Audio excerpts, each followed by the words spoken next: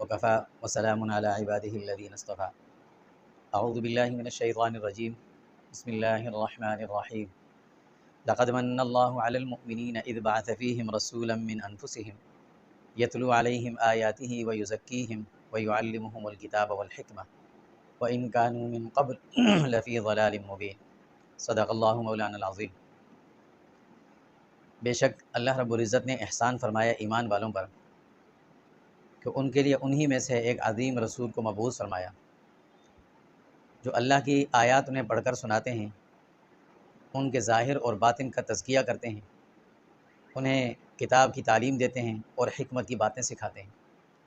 بے شک یہ لوگ اس سے پہلے بڑی گمراہی میں تھے۔ گزشتہ سابقہ نشست میں بات یہاں تک ہوئی تھی حضور صلی اللہ علیہ وسلم کی ولادت۔ جب آپ صلی اللہ علیہ وسلم کی بعثت ہوئی، آپ جب دنیا میں تشریف لائے، چونکہ والد تو آپ کے پہلے ہی دنیا سے رخصت ہو چکے تھے، آپ کے دادا عبد المطلب آپ کو لے کر بیت اللہ خانہ کعبہ کے پاس گئے۔ نام والد آپ کا نام جو حضرت ان کے دادا نے عبد المطلب نے جو نام رکھا تھا وہ محمد تھا، والدہ محترمہ نے جو نام منتخب کیا تھا وہ احمد تھا۔ اس کے بعد مرحلہ آیا دودھ پلانے کا۔ حضور صلی اللہ علیہ وسلم کو 3 خواتین نے دودھ پلایا تھا۔ 9 دن تک آپ نے اپنی والدہ محترمہ کا دودھ پیا۔ اس کے بعد حضرت ثویبہ جو کہ ابو لہب کی آزاد کردہ باندھی تھی، اس وقت تو باندھی تھی ان کی، انہوں نے آپ صلی اللہ علیہ وسلم کو دودھ پلایا تھا۔ اور یہ وہی ثویبہ ہیں جنہوں نے حضرت حمزہ رضی اللہ تعالیٰ عنہ کو بھی دودھ پلایا تھا۔ حضرت حمزہ رضی اللہ تعالیٰ عنہ حضور کے چچا بھی تھے، رضائی بھائی بھی تھے اور خالہ زاد بھی تھے، کیونکہ حضور صلی اللہ علیہ وسلم کی والدہ حضرت آمنہ اور حضرت حمزہ کی والدہ حضرت حالہ، یہ دونوں آپس میں چچا زاد بہنیں تھیں۔ آمنہ کے والد کا نام وہب تھا اور حالہ کے والد کا نام وہیب تھا، دونوں بھائی تھے۔ پھر اس کے بعد حضور صلی اللہ علیہ وسلم کو جو دودھ پلایا حضرت حلیمہ رضی اللہ تعالیٰ عنہ نے پلایا۔ عرب میں اس زمانے میں دستور یہ تھا کہ جب بچہ پیدا ہوتا تھا تو اس بچے کو کچھ دنوں کے بعد یا کچھ مہینوں کے بعد دیہات میں بھیج دیا کرتے تھے۔ اس کی وجہ یہ ہے کہ دیہات کے ماحول میں رہ کر بچے کی ایک تو جسمانی صحت مضبوط رہتی تھی، دوسرا یہ کہ زبان کے اندر فصاحت بھی آتی تھی۔ اس سلسلے کے لیے، اس کام کے لیے عرب اپنے بچے شہروں سے وہاں بھیج دیا کرتے تھے۔ اس کے لیے ہوتا یوں تھا کہ دیہاتوں سے خواتین آتی تھیں، سال میں 1-2 مرتبہ آتی تھیں اور مکہ مکرمہ، مدینہ، دیگر شہروں میں آتی تھیں جہاں ان کو بچے ملتے تھے، ان کے والدین سے بات کر کے بچے کو لے جاتی، اس بچے کو اپنے پاس رکھتی، دودھ پلاتی، اس کی ساری پرورش وہاں ہوتی تھی، 1.5 سال یا جتنا عرصہ بھی وہاں لگتا، پھر واپس آ کر چھوڑ دیتی تھی۔ جو طے شدہ معاوضہ ہوتا تھا وہ ان کو مل جایا کرتا تھا، یوں ان کا بھی کام چلتا رہتا تھا۔ حضرت حلیمہ رضی اللہ عنہ فرماتی ہیں کہ جب ہم مکہ مکرمہ آئے تو یہ وہ سال تھا کہ جس سال پورے عرب کے اندر بڑی قحط پھیلی ہوئی تھی، قحط سالی تھی، خشک سالی تھی، اور اس خشک سالی کا اثر یہ تھا کہ نہ تو جانوروں کو کھانے کے لیے کہیں خوراک ملتی تھی، نہ گھاس، نہ پتے درختوں پہ تھے، اور اس کا اثر انسانوں پہ بھی پڑ گیا تھا، کمزوری بہت زیادہ ہو گئی تھی۔ حضرت حلیمہ فرماتی ہیں ہم جب مکہ مکرمہ آ رہے تھے تو ہمارے گھر میں جو اونٹنی تھی جس پر میں اور میرے شوہر آ رہے تھے وہ اتنی کمزور ہو چکی تھی اس قحط سالی کی وجہ سے کہ وہ چل نہیں سکتی تھی۔ بڑی مشکل سے ہم اپنے لوگوں کے ساتھ چلے تو صحیح، لیکن مکہ ہم بڑی تاخیر سے پہنچے، اور گھر میں ہمارے 2-3 بکریاں تھیں، ان کا دودھ بھی خشک ہو چکا تھا۔ جب ہم مکہ مکرمہ پہنچے تو تمام آنے والی خواتین نے اپنی اپنی مرضی کے امیر گھرانوں کے بچے لے لیے تھے۔ محمد جو کہ حضرت آمنہ رضی اللہ تعالیٰ عنہ کے گھر میں تھے، ان کے پاس جو بھی خاتون آتی تھی پوچھتی کہ ان کے والد کون ہیں، پتہ چلتا ان کے والد ہے نہیں ہیں، تو یتیم سمجھ کر چھوڑ دیتی تھی کہ ان کا معاوضہ ہمیں کون دے گا۔ حضرت حلیمہ فرماتی میں بھی 1-8 مرتبہ ایسے آئی، میرے ذہن میں آیا، میں نے دیکھا بھی، چھوڑ دیا کہ ویسے ہی ہم غربت کی زندگی گزار رہے ہیں اور اس بچے کو لے جائیں گے، اس کو ہم کھلائیں پلائیں اور پھر ہمیں کچھ معاوضہ بھی نہ ملے تو کیا کریں گے۔ خیر کچھ دنوں بعد جب ہمیں کوئی بچہ نہیں ملا تو ہم نے آپس میں میاں بیوی نے مشورے سے انہی کو لے لیا اور چل دیا۔ جب ہم واپس جانے لگے تو اللہ کی قدرت ایسی کہ جس اونٹنی پر ہم آئے تھے جو آتے ہوئے چل نہیں سکتی تھی، واپسی پر وہ تمام اونٹوں کو، تمام سفر قافلے کے جس میں اونٹ بھی تھے، گھوڑے بھی تھے، ان کو کراس کرتے ہوئے جا رہی تھی بڑی تیزی سے، اور ایسی قوت اور جان اس میں آ گئی تھی کہ سب دیکھ کر حیران تھے کہ یہ اتنی تیز کیسے چل رہی ہے۔ یوں ہم نے اپنا سفر طے کیا بچے کو لے کر، حضور صلی اللہ علیہ وسلم کو لے کر حضرت حلیمہ جو ہے وہ طائف چلی گئی، طائف سے آئی ہوئی تھی۔ ایک مرتبہ حضرت ابوبکر صدیق رضی اللہ تعالیٰ عنہ نے حضور صلی اللہ علیہ وسلم سے پوچھا کہ آپ کی زبان میں اتنی فصاحت کیسی ہے، بڑی فصاحت ہے آپ کی زبان میں، تو حضور نے فرمایا کہ میں نے اپنا بچپنا دیہات میں گزارا ہے اور دیہات کے ماحول میں رہنے کی وجہ سے میری زبان میں فصاحت آ گئی تھی۔ حضرت حلیمہ ان کو لے کر جب گھر پہنچی، پہلے سے حضرت حلیمہ کے 3 بچے تھے، ایک بچہ تھا، 2 بچے تھے، بیٹی کا نام شیمہ تھا، بیٹے کا نام عبداللہ، دوسری بچی تھی انیسہ، ان کا نام تھا۔ حضور صلی اللہ علیہ وسلم نے ایک موقع پر حضرت عبداللہ کے بارے میں فرمایا تھا کہ ھذا اخ لی لم تلد امی ولیس من نسلی من ابی و عمی، کہ یہ میرے ایسے بھائی ہیں کہ جو میری والدہ سے پیدا نہیں ہوئے اور نہ میرے والد سے یہ پیدا، یعنی میرے والد کے حقیقی بیٹے نہیں ہیں، اور نہ میرے چچا میرے سکے چچا ان کے سکے چچا ہیں، لیکن یہ میرے بھائی ہیں۔ تو یہ آپ کے بھائی اس طور سے تھے، حضرت حلیمہ کے بیٹے تھے، اور حلیمہ نے حضور صلی اللہ علیہ وسلم کو بھی دودھ پلایا تھا، تو رضائی بھائی ہو گئے تھے۔ 2 سال تک حضرت حلیمہ نے حضور صلی اللہ علیہ وسلم کو اپنے پاس رکھا۔ اس عرصے میں بڑے قدرت کے عجیب عجیب مناظر اور قدرت کے کرشمے بھی انہوں نے دیکھے، کہ وہ بکریاں جو اتنی کمزور ہو چکی تھیں، جن میں نہ دودھ تھا، دودھ تو دودھ کی بات، خون بھی خشک ہو رہا تھا، وہ بکریاں خوب فراوانی سے دودھ دینے لگیں اور خوب ان کو چرنے کے لیے پتے اور گھاس پھوس ملنے لگی۔ حضور صلی اللہ علیہ وسلم نے دونوں جو بھائی اور بہن تھے ان کے ساتھ کبھی بکریاں چرانے بھی جاتے تھے۔ 2 سال کے بعد حضور صلی اللہ علیہ وسلم جب وقت مقررہ پورا ہوا تو حضرت حلیمہ حضور کو لے کر مکہ مکرمہ آئی، اپنی والدہ کے حوالے کروں، لیکن دل چاہتا نہیں تھا، ان کے دل میں یہ تھا کہ حضور میرے پاس ہی رہیں، وہ ساری برکات دیکھ چکی تھیں۔ اتفاقاً ان دنوں میں مکہ مکرمہ میں کچھ وبائی مرض پھیلا ہوا تھا، تو حضرت حلیمہ نے حضرت آمنہ سے کہا کہ یہاں ایسی بیماری پھیلی ہوئی ہے، آپ ایسا کریں کہ مجھے اجازت دیں، میں ان کو اپنے ساتھ واپس لے چلتی ہوں۔ دل میں تو ان کا یہی تھا کہ میں کسی طریقے سے واپس لے جاؤں۔ حضرت آمنہ نے بھی اجازت دے دی، چوں حضرت حلیمہ جو ہیں وہ حضور صلی اللہ علیہ وسلم کو واپس لے کر طائف چلے گئی، اور پھر مزید 2 سال کا عرصہ وہاں آپ نے گزارا تھا۔ اس عرصے میں درمیان میں ایک عجیب واقعہ پیش آیا۔ ایک دفعہ حضور صلی اللہ علیہ وسلم اپنے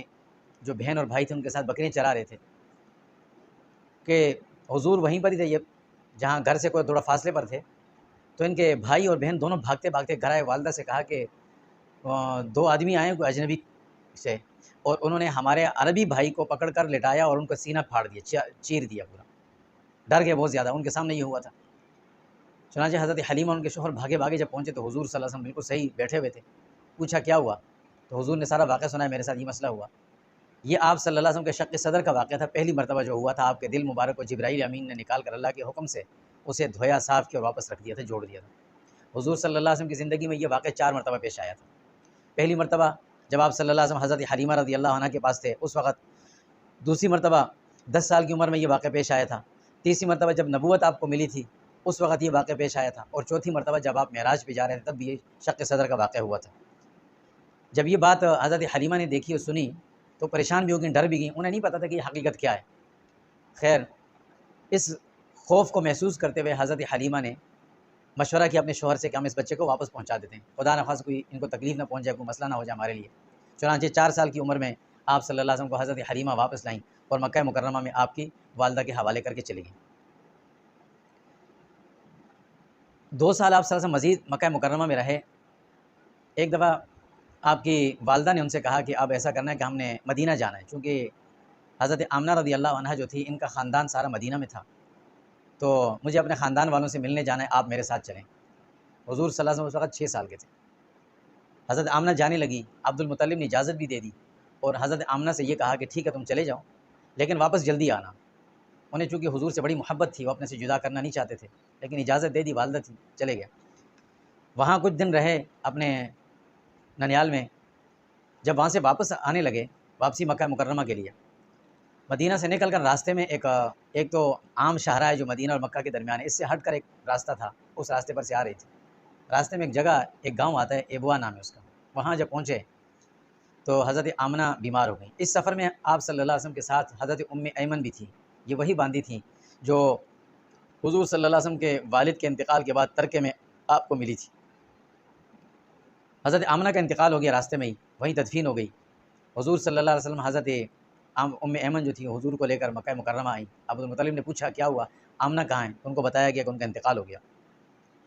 حضور صلی اللہ علیہ وسلم جو ہیں وہ ظاہر پریشان بھی تھے، والدہ بھی گئیں، عبد المطلب بھی بڑے صدمے سے نڈال تھے، لیکن انہوں نے ظاہر نہیں ہونے دیا اور حضور صلی اللہ علیہ وسلم کو اپنی کفالت میں اس طرح سے رکھا کہ ایک ماں کی سی محبت بھی دی اور والد جیسی محبت بھی دیتے رہے، اپنے ساتھ رکھتے رہے۔ عبد المطلب چونکہ ظاہر مکہ مکرمہ میں اہل مکہ کے سردار تھے، قریش کے خاص طور پر، اور بیت اللہ کے متولی بھی یہی تھے، تو بیت اللہ میں جو ساتھ میں حتیم چھوٹی سی جگہ بنی ہوئی ہے، کبھی کبھی رات میں جا کر وہاں سو جاتے تھے اور کبھی دن میں وہاں جا کر بیٹھتے تھے، لوگ آتے تھے ملنے کے لیے، تو وہاں ان کے لیے ایک بچھونا بچھتا تھا، ایک چٹائی بچھائی جاتی تھی، اس پر کسی اور کو بیٹھنے کی اجازت نہیں تھی، چونکہ عبد المطلب سردار تھے، وہ بیٹھ سکتے تھے اور کوئی نہیں بیٹھتے تھے، حتیٰ کہ کسی بیٹے کو بھی بیٹھنے کی اجازت نہیں تھی، لیکن عبد المطلب حضور صلی اللہ علیہ وسلم کو اپنے پاس وہاں بٹھایا کرتے تھے، اور حضور کے لیے اجازت بھی تھی کہ جب بھی آئیں یہاں بیٹھیں گے، بیٹھ سکتے ہیں، اور کوئی نہیں بیٹھ سکتا تھا وہاں پہ، حضور بیٹھتے تھے۔ حضور صلی اللہ علیہ وسلم کی عمر جب 8 سال کو پہنچی تو عبد المطلب کا بھی انتقال ہو گیا۔ حضور صلی اللہ علیہ وسلم اپنی زندگی میں کسی کے انتقال پر اتنا نہیں روئے تھے جتنا کہ عبد المطلب کے انتقال پر روئے تھے، اور حضرت حمزہ رضی اللہ کے انتقال پر، کیونکہ حضرت عبد المطلب نے جو ان کو محبت دی تھی، جس طرح سے پرورش کی تھی، اور حضرت حمزہ جو تھے ان سے ان کو آپ صلی اللہ علیہ وسلم کو ویسی دلی لگاؤ بھی بہت زیادہ تھا، عمر کا بھی تھوڑا بہت فرق تھا، محبت بھی زیادہ تھی۔ عبد المطلب کا جب انتقال ہونے لگا، وہ بیمار تھے شدید، تو انہوں نے اپنے بیٹوں میں سے ابو طالب کو بلایا، جو حضرت علی رضی اللہ کے والد تھے، اور یہ ابو طالب حضور صلی اللہ علیہ وسلم کے والد عبداللہ کے سکے بھائی تھے، یعنی دونوں کے والد بھی ایک اور والدین بھی ایک تھی، اس لیے ان کو بلایا اور ان سے کہا کہ بھئی میرے بعد میرے اس بچے کی کفالت تم نے کرنی ہے، ان کی پوری طرح دیکھ بھال کرنی ہے تم نے۔ ابو طالب مالی لحاظ سے بہت کمزور تھے، لیکن انہوں نے اپنی کفالت میں حضور کو لیا ہوا تھا، اور بڑی محبت بھی دیتے تھے، وہ دی تھی انہوں نے، بڑی محبت دی۔ حضور نے دیکھا کہ ابو طالب مالی لحاظ سے بھی کمزور ہیں، تو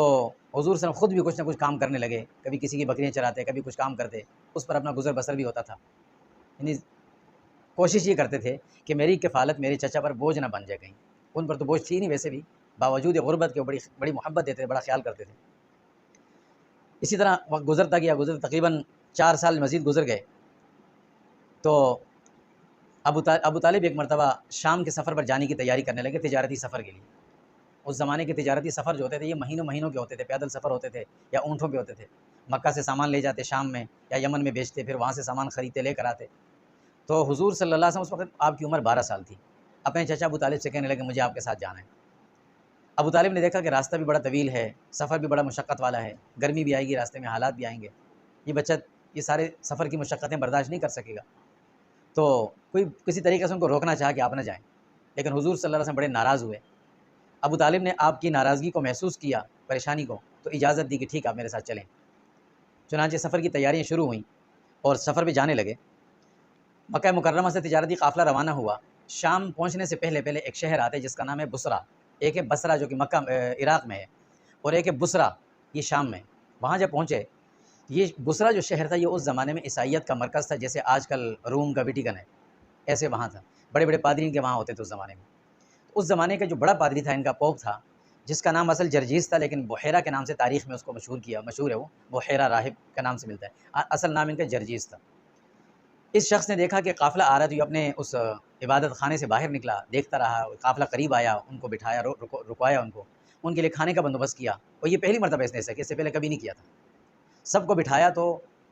متلاشی نظروں سے کسی کو دیکھنے لگے، تو کسی نے پوچھا آپ کس کو دیکھ رہے ہیں؟ کہا میں ایک آدمی کو دیکھ رہا ہوں۔ دیکھتے دیکھتے نظر پڑی ان کی حضور پر، کہا ان کے ساتھ کون ہے؟ کہا ابو طالب ہیں، ان کے چچا ہیں۔ دیکھا، کھانا بھی کھلایا اس نے سارے قافلے والوں کو، ان کے بڑا اکرام بھی کیا انہوں نے، اور کہنے لگا میں نے کچھ چیزیں دیکھی ہیں جب تم لوگ آ رہے تھے، تو میں نے دیکھا، میں نے محسوس کیا کہ میں نے اپنی کتابوں میں جو چیزیں پڑھی تھیں، جو علامات پڑھی تھیں، ان میں سے کچھ علامتیں میں نے دیکھی ہیں کہ وہ آنے والے نبی جو آخری دور میں آئیں گے وہ اسی قافلے میں ہیں۔ تو ابو طالب سے کہا اگر آپ کی اجازت ہو تو میں آپ کے بھتیجے کے کمر پہ کوئی چیز دیکھنا چاہتا ہوں۔ انہوں نے اجازت دے دی۔ اس نے کمر سے قمیص اٹھا کر پیچھے ہاتھ لگایا، اور ٹھیک یا مہر نبوت کو اس نے دیکھ لیا۔ اس چیز کا پتہ اس سے پہلے کسی کو نہیں تھا۔ اس راہب کو اس لیے پتہ تھا کہ اس نے اپنی کتابوں میں ساری چیزیں پڑھی ہوئی تھیں، یہ پہچان گیا، اس نے بڑا اکرام بھی کیا، بڑے عزت و اکرام کے ساتھ۔ اس نے ابو طالب سے کہا مجھے آپ سے کوئی بات کرنی ہے۔ الگ کر کے ان سے کہنے لگا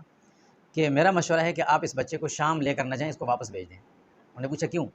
کہا ہم نے اپنی کتابوں میں جو چیزیں پڑھی تھیں، جو ہمارے علم کے مطابق آخری نبی نے جو آنا تھا یہ وہی بچہ ہے، اور اگر شام میں رومیوں کو پتہ چل گیا تو وہ ویسے ہی ان کے خلاف ہیں، تو وہ ان کو تو اپنی کتابوں کے حساب سے انہوں نے پڑھا ہوا ہے، تو وہ اس بچے کو نقصان پہنچائیں گے،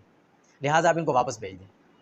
ابو طالب کے لیے سب سے بڑا مسئلہ یہ تھا کہ حضور کو وہاں سے اپنے سے الگ کر کے واپس مکہ بھیجنا، کس طرح بھیجتے؟ خیر کسی طریقے سے انہوں نے کچھ بات بنائی، اور حضرت ابو بکر کو اور ایک اور ساتھی کو ان کے ساتھ کیا کہ آپ لوگ واپس چلے جائیں، اس کو واپس مکہ لے جائیں، اور ان سے کہا کہ آپ کا جو تجارتی سامان ہے یہ ہم لے جائیں گے، شام میں بیچیں گے، جو چیز آپ کے لیے خریدنی ہے وہ خرید کے ہم لے آئیں گے، یعنی آپ کا سارا کام ہم کر دیں گے، آپ اس بچے کو لے کر واپس چلے جائیں۔ تاریخی کتابوں میں لکھا ہوا ہے کہ اس راہب نے، جرجیس نے، خود کھانے کی کچھ چیزیں تیار کی اور حضور کو دیں، اور جو ساتھ آنے والے ابو بکر اور ایک ساتھی اور تھے ان کو دیں کہ یہ آپ کے واپسی کا کھانا، جب تک آپ مکہ پہنچیں گے یہ راستے میں کھاتے ہوئے جائیں اور آپ واپس چلے جائیں۔ یوں حضور صلی اللہ علیہ وسلم شام نہیں گئے اور بصرہ سے واپس مکہ مکرمہ آ گئے تھے۔ انشاءاللہ العزیز اس سے آگے کے سفر کا ذکر اگلے نشست میں انشاءاللہ ہوگا۔ صلی اللہ